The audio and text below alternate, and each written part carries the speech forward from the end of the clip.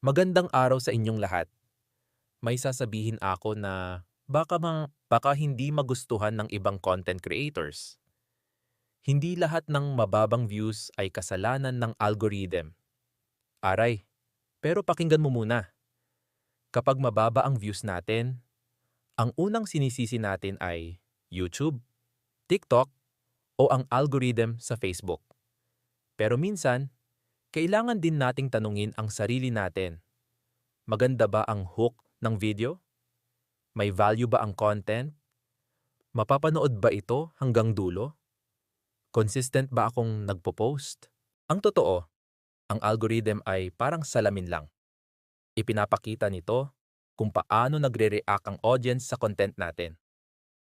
Oo, may mga pagkakataong hindi agad nag-viral ang magandang content. Pero tandaan mo, ang algorithm ay hindi kalaban. Data lang iyan.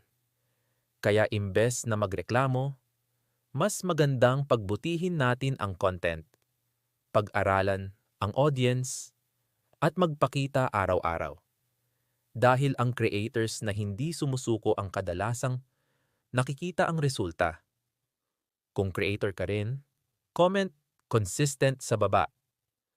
At kung nakatulong ang video na ito, huwag kalimutang mag-like, share, at follow para sa mas marami pang creator tips at real talk motivation.